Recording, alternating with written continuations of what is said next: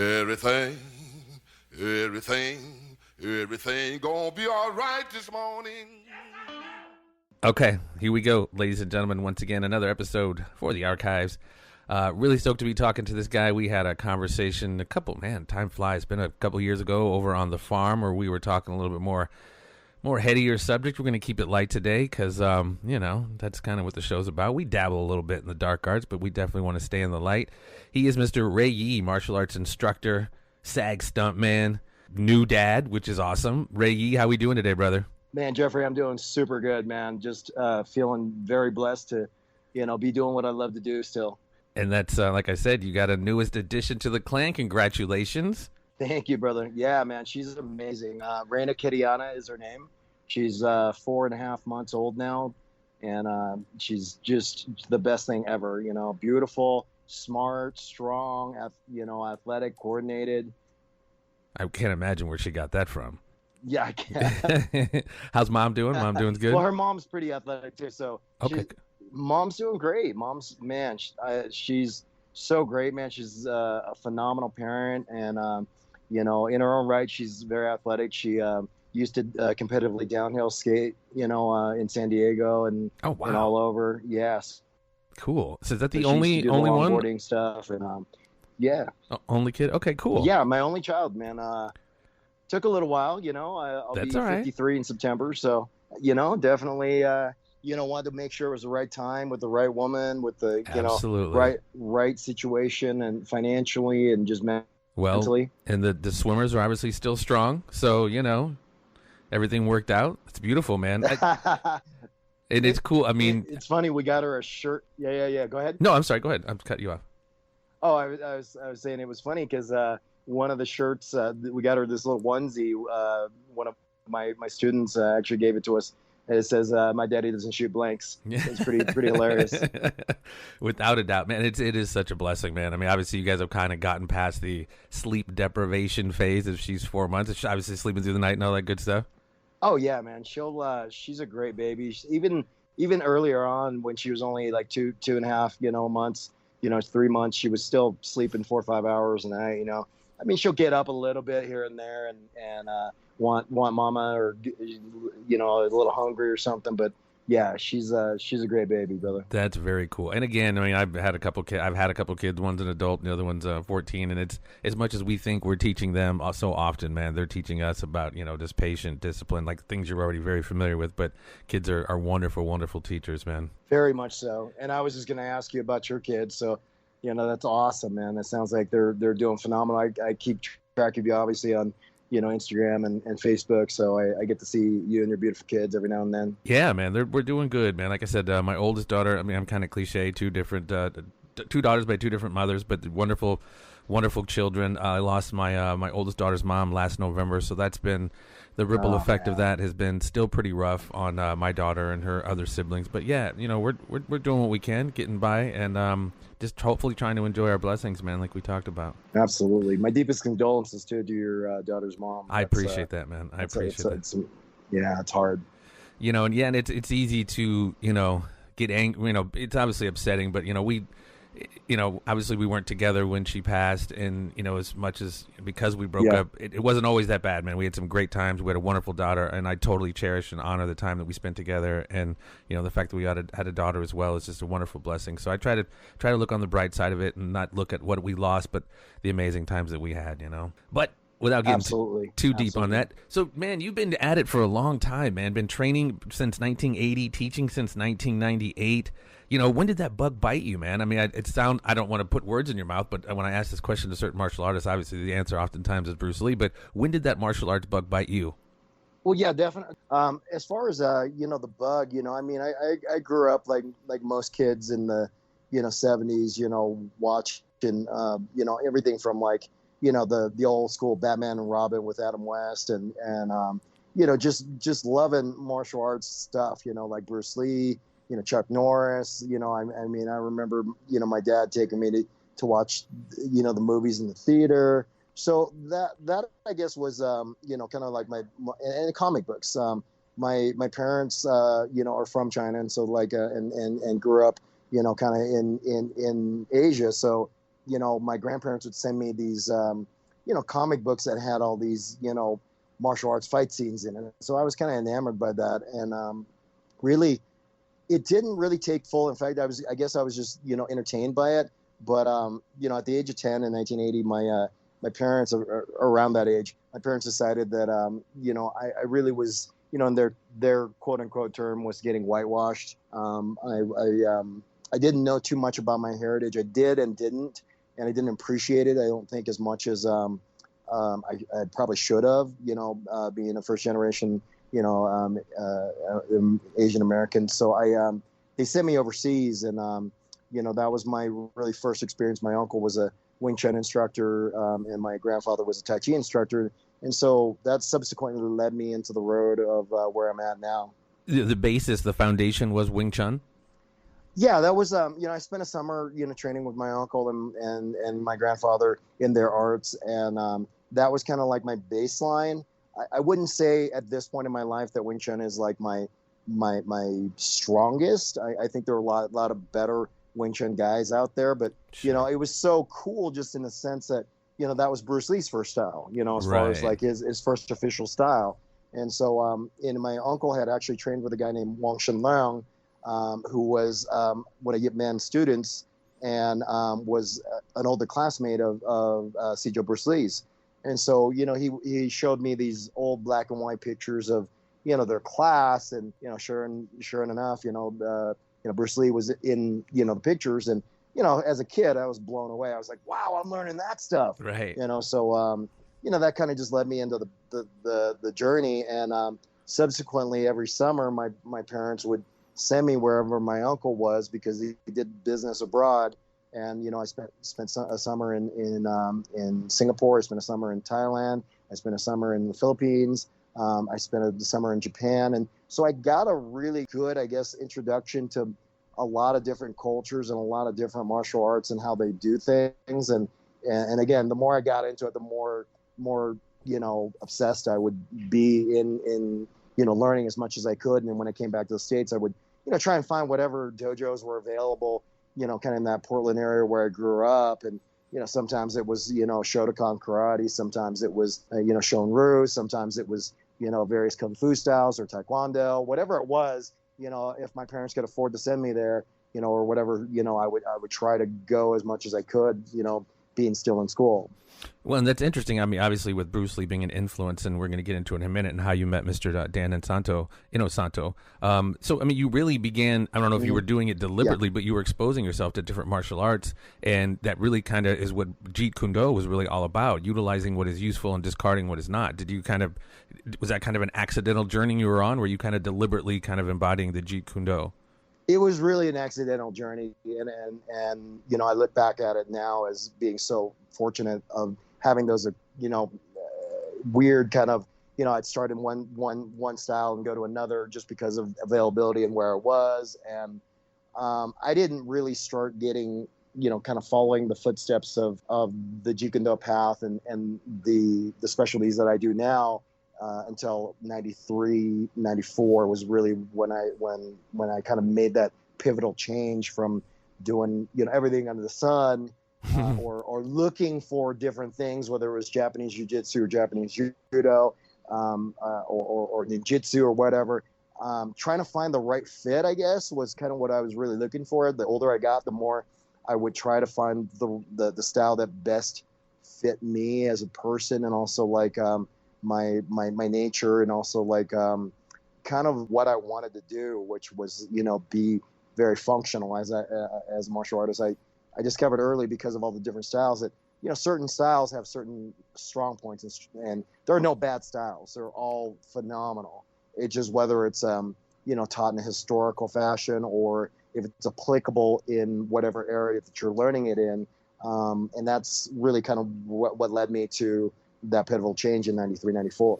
Yeah, and that's cool, because it's like I said, you had already kind of exposed yourself to so much. Did you find, I mean, obviously you're giving respect to all the disciplines you've learned. When you transitioned to Jeet Kune Do, were you able to, like I say, utilize what was useful for you and then discard what was not, or did you still maintain a training of each of the disciplines? No, I definitely started following that philosophy more as soon as I, kind of got into it, because there were methodologies and movements that I had to kind of strip away and discard, and because the platform wasn't functional, if that makes sense to you. So take for instance like a Taekwondo bladed stance, or one from any karate systems.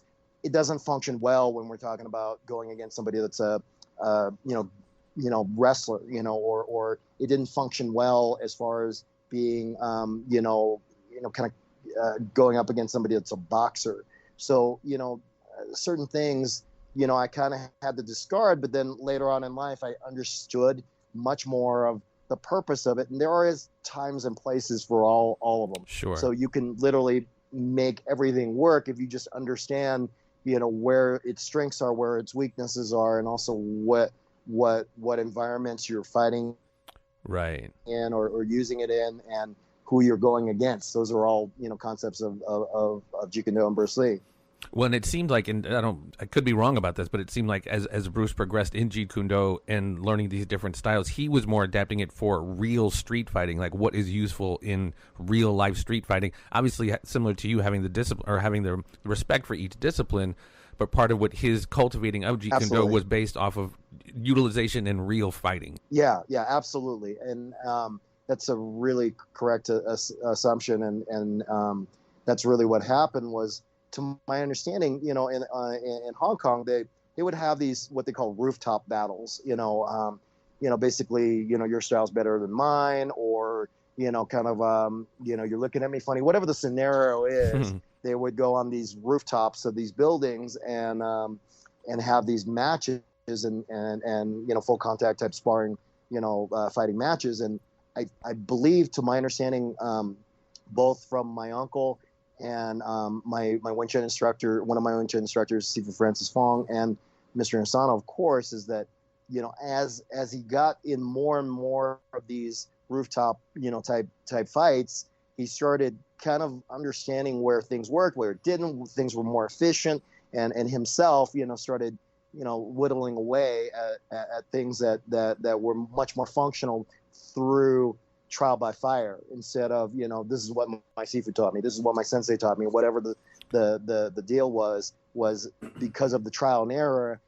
He really had a really good understanding and appreciation of, okay, this is much more direct, this is much more functional, this is good, but the delivery system is wrong. It's not for this format. You know what I mean? Yeah, no, absolutely. And obviously it seems to me, and I could be completely wrong, it seemed like the modern name of Jeet Kune Do seems to be mixed martial arts. It's utilizing all these different disciplines, and again, discarding what is not useful and utilizing what is useful.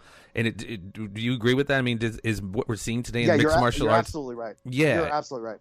Because it just seems to me like you have guys that are kind of the paramounts or the people that really listen to an MMA, like Dana White, and Joe Rogan, who literally tell you that Bruce Lee was the godfather of MMA, and that is 110% correct. And of course, Mr. Asano says that what we see now is really the fruition of what he was trying to accomplish so many years ago. It just wasn't done to the nature of what's done now. Like, in the olden days, from the standing game to the takedown game, they would not contest the submission, right? So once they got into a submission, they would just immediately tap and get back up or whatever. Yeah. Whereas now everything's contested, right? Whether it's stand up, whether it's the kicking game, the boxing game, the clinch game, the wrestling game, the jiu-jitsu game, all of it's being contested. And that's, again, where we see what works well, what doesn't work well in the octagon now. Yeah, for sure. And that's another reason. I love him like midnight loves the moon anyway, but my good friend Pat Miletich, whom and the Miletich fighting system, he had that very, very diverse background as well, which, the MFS is kind of another variation of Jeet Kune Do because he integrated so many different disciplines in his training and the champions that he trained. Absolutely. Pat was definitely a pioneer, and, he's a good friend. Like you said, I love the guy to pieces, man. Can't say enough good things about him. I was fortunate enough to spend some time with him the last time he was out here in New Mexico, and we just we saw so many of the same commonalities and agreed on philosophy. And definitely Pat was one of the pioneers that started putting his game together from his diverse training. Yeah. Well, and again, I've asked questions like to other mixed martial artists, you, Stephen Wonderboy Thompson, Pat. Obviously, martial arts is an external discipline, if you will, but oftentimes it's something that's very much more internal and spiritual, it seems like. Can you speak to that at all? Yeah, absolutely. I think on the surface, when people get into it, they don't necessarily go into it for spiritual enlightenment or finding themselves. I mean, of course, there are individuals that do that, but most of the time they're going for more of the internal arts or things like that, or meditation. And again, it's part of it, but it's really kind of much more in the background than in the forefront. In the foreground, you have these combative movements, but in all reality, the longer you're in it, the more you understand that it's that eternal struggle with yourself. I mean, your opponent really doesn't bring a whole lot to the table. The longer you're in it, the more you train, you're not going to see anything that you haven't seen before. I mean, sure, there's new ways of setting up things, but and techniques, as far as mastering the techniques or putting in the flight time to the techniques, whether it's doing a single leg, a double leg, or doing a back fist, or doing a spinning crescent kick, or whatever it is, or Muay Thai kick, or whatever. It's about self-perfection, and really mastering your own fears, your own limitations. And I think that as you start doing more of it, you start understanding that mastery of those physical arts and physical movements translate directly to your hardships in life, whether it's relationship wise, whether it's scholastic wise, whatever the situation is. You can apply those same strategies to real life. And I think that's why so many people gravitate towards the books Art of War, the Book of Five Rings. Those are and of course the Tao of Jeet Kune Do. There's so much teachings in that can apply to business, to your everyday life, that I think that a lot of times that's lost in MMA now. Yeah, and that's so true, man. I mean, I'm not, excuse me, particularly religious. I mean, no disrespect to anybody who might be, but I read the Tao of Jeet Kune Do many years ago on a month-long trip into the desert. Didn't see a city for a long time, and I was reading that book the whole time.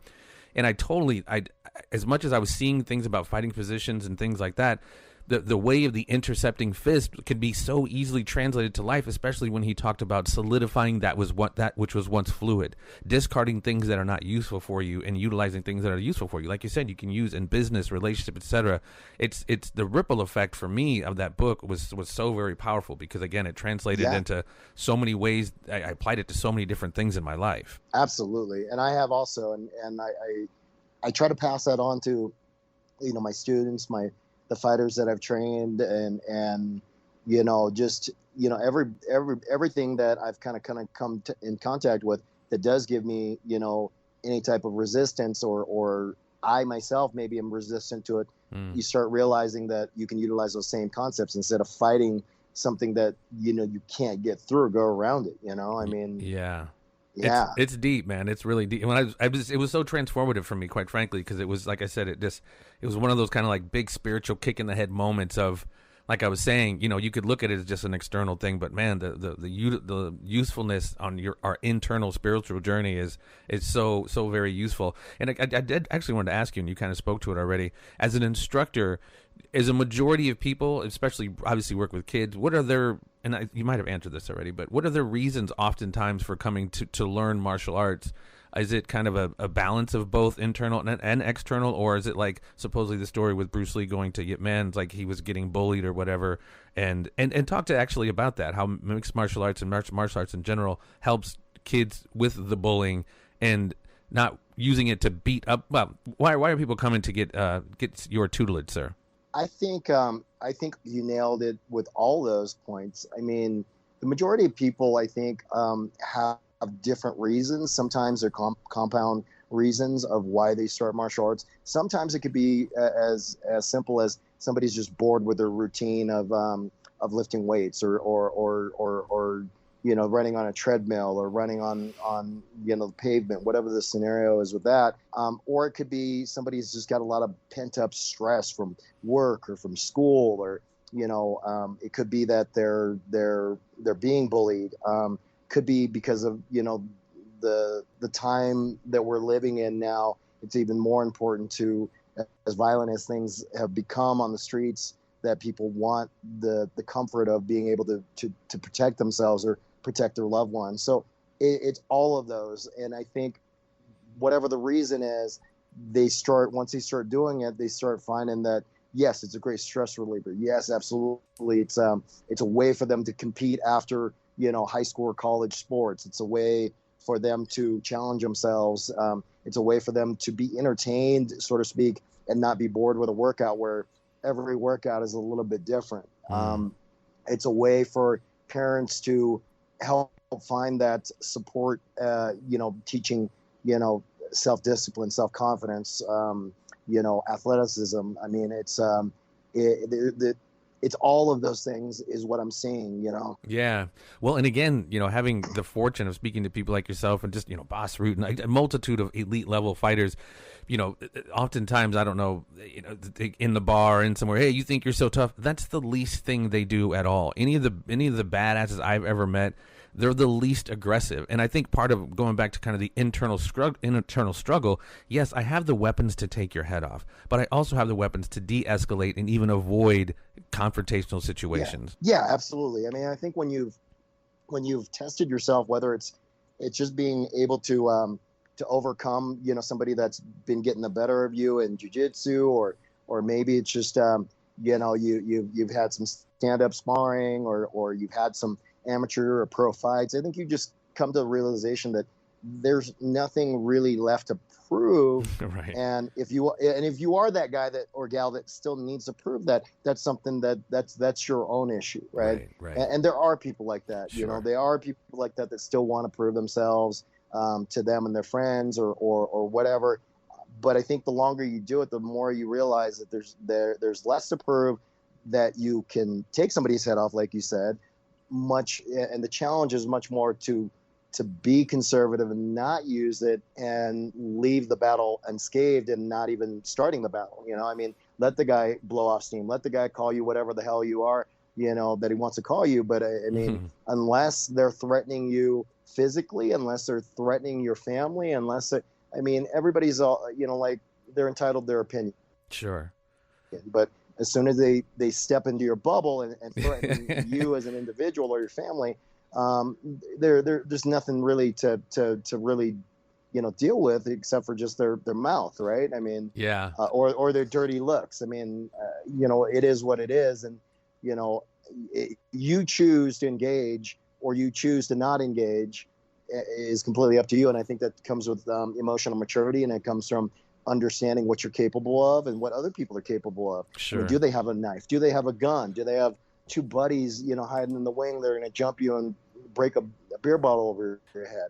I mean, there's all these things that you kind of have to take into calculation and figure out, well, is this worth it just because this guy doesn't like my football team? Yeah, no, exactly. Well, and again, part of the internal struggle is hopefully mixed martial arts in general helps kill the ego a bit and humble you a bit. Yeah. Where it's like, yes, I'm a jerk. You're tougher than me. Yeah, good luck with that. But like you said, it's kind of interesting because I'm not a fighter and I'll never really been. But I'm one of those, like, I don't care what you say, but the moment you come in this bubble and you know what I mean, it just changes the whole dynamic. Yeah. And again, it comes back to threat assessment. Like you said, like, I'm not going to fight you in a bar because you said XYZ. I just don't care. I'm not going to take ownership of your insecurity, your fear, whatever it is. But you touch me, you touch my family, and it's on and popping. You know what I mean? But 100%, man. Yeah, dude. So, I mean, obviously, you wear many hats, my man. You are also a SAG stuntman in the Screen Actors Guild. How'd you get into that? So a few years ago, I had a lot of, older brothers, so to speak, in the arts that were, that I didn't know too well, but they were in movies, or during the time that I was kind of coming up. A lot of them, that were stuntmen at the time now are either stunt coordinators or the directors. I mean, guys like, Chad Stahelski, Brad Martin, Dave Leach, Rich Citrone, the Eric Polson. They were all like guys that were kind of like my older brothers or my mentors, that Dave Minkara. They were all guys that were kind of, around, and they were doing all these cool things. And, I always looked up to them going, man, they have the best life. They actually get to do this, on film. They get to, they get paid well, and they're able to take it to another level by just not just, teaching fighting or just training, but just, kind of being able to, express themselves on screen. And so, that was kind of the way I kind of went through life for many years. During my training, I would just go, oh, I got to go watch my buddy. I got to watch, this guy that I met at a seminar because he choreographed this movie or he did stunts in this movie. And so it was like that for a long time. And then I think it was around probably 07-ish, 08-ish, that I met one of my mentors now, Al Godo, who came out from California. He was a stunt guy from there. He was a stunt coordinator, and he moved out here to work on Better Call Saul. And he had known guys like the guys I mentioned, and Jeff Imada, and all the guys that were out of the Nisano Academy that converted into stunts. And he himself knew grew in Nisano, and he was fortunate enough to have those relationships. Well, when he came out here, I was training a guy named Abhi Hussar, who's camera guy. He's a key grip. He was also training in LA, and also when he came out here, found me and started training with me. Well, they were working on a show together, and they said, and they started somehow talking about Kali, Eskrima, Jeet Kune Do, Muay Thai, all that stuff, and he said, you should really meet my buddy Ray. He's my instructor, and I think you could really use him for this stuff. And so Al got a hold of me. We shot the shit. We got along super good, and he ended up asking me to help kind of consult on a couple projects. And at the time, I was still really heavily involved in the fight game at that time. Like the Tap Out show was going. I had started working with Donald Cerrone. I was working with Leonard Garcia, all the guys from the Tap Out Ranch, and I was really involved in that. So for me at that time, I was like traveling a lot to the fights. I was going on the road with Cowboy to do his media tours or whatever, and training him. So like really me doing actual stunts, I just again was kind of like, it was a little out of reach. I couldn't really kind of budget the time doing what I was doing with the fight game and also running my gym. And I had, of course, I've always had dogs. And so I was like, man, I just don't have the time and I can't do it. So I just kind of stayed on the peripherals for many years. And then a few years ago, Al and another one of our buddies, Rich, started talking to me. And they're like, man, you just got to get your SAG card. You really are wasting your talent and wasting your life by not jumping into this game. And so Rich King was the other guy's name, who's also a stunt coordinator and a stunt guy.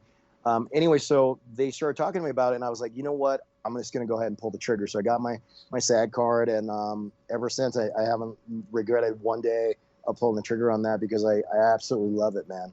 Yeah, you guys are kind of the unsung heroes. I mean, you guys work your butt off to make these stars look like they know what they're doing, man. So I always found that fascinating. I know another stuntman too out there, or who used to be in the industry, but I always found that fascinating and very, very rewarding financially, I'm sure. But it's kind of the unsung heroes as far as filmmaking goes. Really cool, man. Well, you've mentioned numerous times your guru, your Sifu, I believe it's called, Dan Inosanto. Talk to me about who that person is and how you met that person, because he's obviously so crucial in the world of martial arts, but he's also been very integral and crucial as to continuing the legacy of Jeet Kune Do. Talk to me about who he is, not just to you, but a little bit about him and how you guys met.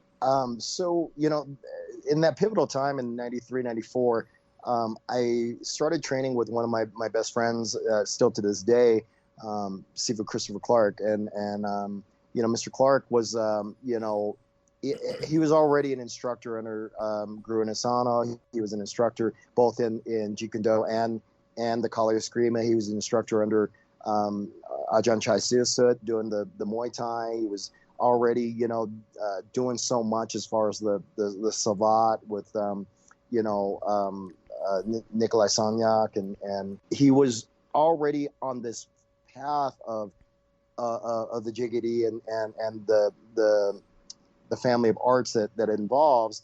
That I started training with him. We were friends for a long time, and then he was like, "You should really come check out what I'm doing. I think it really would work well, especially with the fact that you had trained Wing Chun before, and I think that what you've been trying to find all these years is this."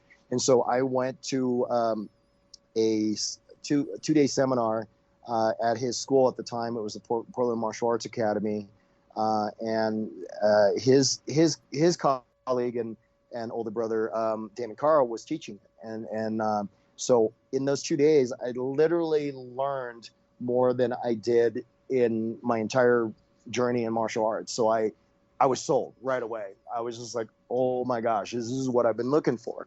And so at the time, I hadn't met Mr. Asano yet. I just knew of him. And I was just, after, Damon got done with the seminar, I started talking to Chris. I said, well, where can I train this? I was living in Washington State, and he gave me, a couple of names. Bob Moore, who was a guy named Larry Hartzell, who was one of Bruce Lee and Dan Asano's original students, and a guy named Chris Petrelli, who was, heavily into the Eskrima that I do, the Dosi Pars and the Kakar Dosi Pars, but he also had trained with Mr. Asano and, was Burt Richardson's roommate, who Burt was, one of the seniors at the Asano Academy too. And so I started training with those two guys. And subsequently in that same year, Chris had, Guru Dan at his school. And so again, that's when I met him, and I was like, wow. I started on this path of trying to go to as many training seminars as I could with him, along with training with my instructors at the time. And then in, I think it was 98 or I think it was 98, 99, Mr. Clark put me under Mr. Asano as an apprentice. And so that, again, just started more of my journey, training with the man himself. And I think what he means to us in the family of Jeet Kune Do and Kali JKD and Eskrima and Silat and all that, he's not only like the godfather of it, but he's like your dad, like your father. He's like your grandfather. He's this amazing, charismatic individual that is such an amazing instructor. Not only can he teach a technique, but he teaches you the history of where these arts came from, what conflicts happened in those cultures that made the art the way it is now. He understands people as well as he understands martial arts and history. And he's I think he's truly just one of those, when they, Mr. Asano says that when they made Bruce Lee, they threw away the mold. And I believe that's the case for Dan Asano, is that, he is a once in a lifetime, kind of guy that has done so much for people, not only in understanding martial arts, but understanding people and understanding cultures and understanding themselves. And so, he's definitely at the top of my list for mentors, and top of my list of the best martial artists on earth at this point, and has ever walked this earth. Wow, what a blessing, man. I mean, and it seems like, obviously, I think there's an overall plan for all of our lives. It's so funny. I don't think any of this happened by accident, for you to immerse yourself with so many different arts and then link up with him and really kind of pick up Jeet Kune Do, which kind of you were already doing anyway, but I'm sure he helped refine it. But wow, that's just really cool, man. Not a lot of people have that opportunity to sit under that learning tree. Yeah, I definitely feel very blessed, and I think you're right. I think we all have this path that we're going on, and there's a bunch of roads that are shortcuts, or roads that are dead ends, or roads that lead us into other journeys that we don't really, looking back at it, you're like, hey, that was a really crappy journey I had to take there, but it led me to here in the long run. I think, we all go where we're supposed to go. Yeah. I was just talking to somebody. Regardless of how many left turns or right turns that you take. Well, and it's like sometimes in like the deepest, darkest things that happen in our life can come from that. Just like some of the most amazing things. Like we think we can't get past XYZ, but from that, we wind up having just amazing blessings. It's kind of a corny line, but it's like, the hotter the fire, the stronger the steel that's forged by it, kind of thing. You know what I mean? So, yeah, that's really cool, man. So he's slowed down at all, Dan Inosanto? Is he still firing away? Well, he's still firing away. Absolutely. I haven't had the opportunity, to train with him for the last couple of years because, the zombie apocalypse happened. And, I think that they're being really careful with the amount of time that he does do, abroad as far as like doing, seminars now. He does still do instructor camps, and he still teaches on a daily basis at the Inosanto Academy. I don't think he's slowed down in a way of it mentally, physically. I think, of course, as we all get older, he's gotten older, so he has to adapt, his body to doing things. But, the last time, that I saw him and spoke to him, and he was still doing kettlebells. He was still, doing yoga. He was still training in Brazilian Jiu-Jitsu with the Machado brothers. He was still, actively, at the time, right before, everything kind of happened, he was still going to the Oregon Thai camp with Ajahn Chai. It falls on his birthday, so he that's usually his treat for himself, is that he goes out there and is a student. He'll go out there and hit the pads, and he'll do teaching and play the drums, but it's kind of always been his kind of sanctuary to go to that. Yeah. But with, again, everything that's going on, everybody's lives were changed, unfortunately. In some ways, very few ways for the better. I think most of the ways that our lives were affected by that was negative. And, that hasn't been great for, the growth of the art and having the accessibility to go see, Mr. Inosanto and train with our instructors as much because of, not necessarily, they're all just getting older in age, so I get that they want to be safe with their health and everything. And I respect that, so but that has caused a dampener for the last, 3 years of not being able to go really train with, the masters, Right. Well, I mean, like I said, you've been given a priceless gift to even have the time you did have with him and the teachings and just everything that's probably just been so transformative for your life. That's just got to be an amazing gift, man. It really is. And it's not to sound cliche, but it's that gift that keeps on giving, because, I've been given so much material that I think, I joke around that sometimes I've probably forgotten more than I can teach now. But as soon as I see it again, I'm like, oh, yeah, there it was. Oh, shit, I haven't done that drill in a long time. Yeah. That was such a great drill, or that's such a great flow, or, so, the material is a lifetime that it'll feed you for a lifetime, as long as you just stay on course and just go back to that material. But I think what a lot of people do, whether you're a student or as an instructor, is you get stuck on what the base pattern was, or what the kata was, or what the flow was, and there's so much to it. That's why these ancient cultures created patterns and flows, because they didn't have a database that was on a computer. They didn't have books. They didn't have DVDs. They didn't have YouTube, so they had to pass it all on, utilizing kind of these things that seem rudimentary, but inside these movements there's so much more. Yeah. Wow. Again, man, what an incredible gift. And like I said, not just from the physical standpoint, but the internal one as well, because I mean, like, in my humble opinion, we are spiritual beings having a human experience, and wow, it's just really cool to hear your story. I mean, before I let you slide, I want to ask you about a certain individual, and I'm an intention guy, and my intention in asking this question is not to engage in a shit-talking session. Me personally, it's just really frustrating. So, like a John Jones, I don't know if you've met him or not. I'm pretty sure probably you have. It's to be as ridiculously gifted as he is, and I don't know where he's at in his journey, but he seems to have gotten in his way a lot which, you know, once the 30 for 30 is ever done, you know, hopefully he comes out the other side shining like a new dime. But again, it's just frustrating to watch somebody so talented be kind of sidelined by himself.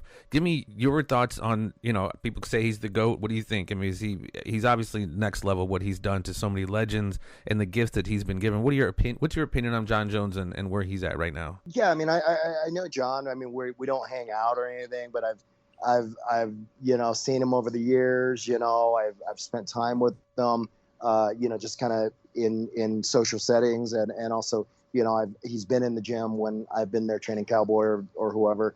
And, you know, he's extremely talented. You know, a lot of the issues with really talented people sometimes is, you know, they have destructive behaviors. They're self-destructive, right? You see it across the board in different professional sports, right? Whether it's NBA or MLB or NFL, you see these amazing athletes that you're like, what were you thinking? You know, why were you at a nightclub with a gun? Why were you buying cocaine off the street corner from a, you know, a crack dealer? Why were you, you know, why did you choose to pick up, you know, a hooker on the most well-known street, you know, to law enforcement? Why did you choose to race your car in a residential school zone? Why, you know, these things, you know, I think they all, you know, kind of leave us with this, what the hell? Why do you think that is, to be gifted on process. such a crazy level, to have those skills and to also have in tandem with that certain level of self-destructive behavior? Because you're right, it's not just John Jones. It's you hear that story a lot. Do you have an opinion on why you think that might be? Absolutely. So I you know, it's cliche, but I want to quote like the Spider-Man thing that Uncle Ben says to him, right? Great he says, power. You know, with great power comes great responsibility. Yes. And I think what happens is, as these kids are growing up, they're gifted, they're great, they're the stars on the mat, they're stars in the ring, they're stars on the field, whatever the situation is, and they're given special privileges. They're given easy outs for doing the wrong thing, instead of being held to a higher standard and saying, hey, you are super talented, but you need to give back, you need to be responsible, you need to be a better human being because of this, and you need to not, you know, take this for granted. You know, I think that accountability is happening, you know, across the board, whether it's a wrestling coach, whether it's a football coach, whether it's an MMA coach, whether it's, you know, whatever the situation is. I think that is being, and even in homes, I think parents, you know, they tell you that none of their kids are their favorite, but I guarantee you that kid that's in the Little League World Championship is getting a little bit more attention than his little brother that might suck at it. Yeah. You know what I mean? Yeah. You know, I think across the board as society, you know, we kind of give easy outs and free passes, and we give things to the people that are prettier or they're more talented. Yeah. And again, I'm not saying that you shouldn't take advantage of your attributes and your advantages in life, but I think that you should have the responsibility and have been taught the responsibility. Somewhere along the line, there was a serious string of F-ups where the people that were role models in these individuals' lives, whether it's John or anybody that's an amazing athlete, you have to ask yourself, who was the role models in this person's life that allowed this to happen now at this juncture in their life, whether they're in their 20s, their 30s, whatever the scenario is. Who is the enabler or still enabling them to continually mess up and still not be given the repercussions that they should have deserved all along the line? And I think those accountability things are what makes a good human being, right? Yeah, for sure. The failures, the penalties that we got to pay for the actions that we do. If there's no penalties and no guidelines, that's where you come into these guys and gals that end up in jail, that end up fired from their organization, that end up losing everything that they own, because again, nobody. It does. Again, it creates that sense of entitlement. There was nobody there to stop them, but yeah, there's an entire chain of events that happen over and over in your life for you that have gotten this far when nobody sat you down and said, hey, what are you doing with your life? you should be giving back to the community. You should be, grateful for all the things and the privileges that you had in your life. And yes, these individuals are GOATs in their era, right? They're amazing. And as far as fighters go, Jones is an amazing fighter. He's done amazing things. He has amazing attributes. You have 10,000 fighters or 100,000 fighters that walk through your gym. You're only gonna have a guy like that come through every now and then. He's an amazing athlete. He's an amazing fighter. Well, and again, it's one of those kind of life experience lessons, learning to get out of your own way sometimes. Uncle Ben, like you said, it sounds cliche, but that is a definite universal truth, man. Uncle Ben was absolutely right. And like my dad always used to say, hard head makes a soft ass, right?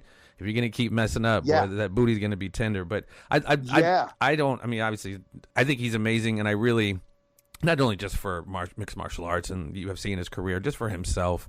You know what I mean? But to have such an amazing legacy be tarnished by, just aberrant behavior, just self-destructive behavior, it's such a shitty lessons to kids, because for multiple reasons. But wow, yeah, I'm thank you.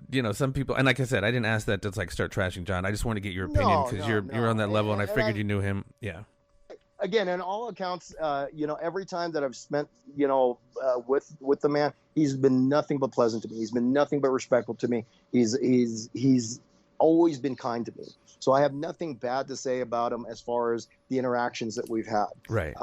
All I can say is, the behavior outside of the cage and behavior outside of the gym, whether it's him or any athlete like him, I don't think is appropriate. And also, it just brings all the legitimate, athletes that have walked the path before you or still walking the path behind you.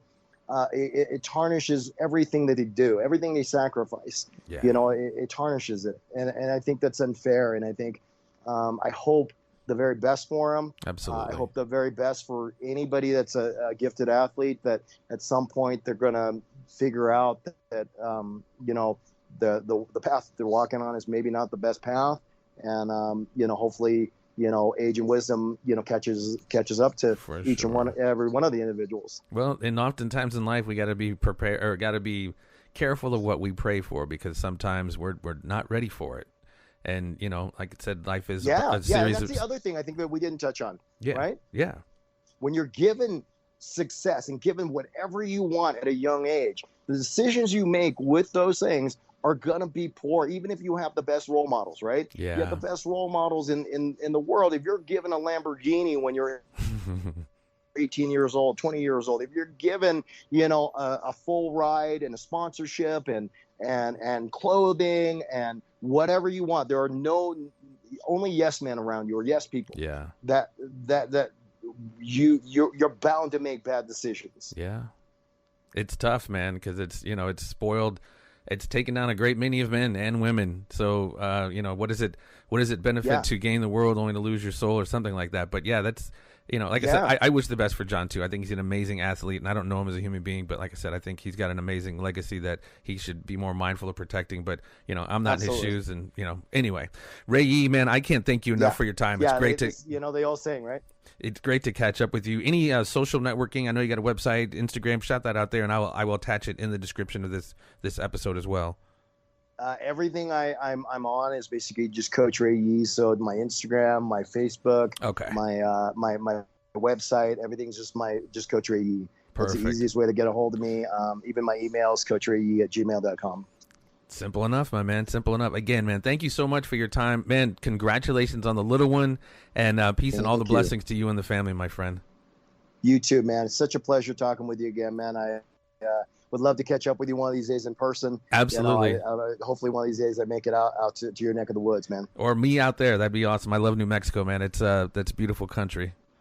Well, you're sagging, Afro too, so hopefully, we can get on a project at some point and that'd be awesome. See each other on set. Absolutely, brother. All right, take care, my friend. For sure. Peace and so much love, you all guys. Right, man. You too. Absolutely. Peace, guys, and much love. Much Bye-bye. love to you. All right, brother. Respect. Peace.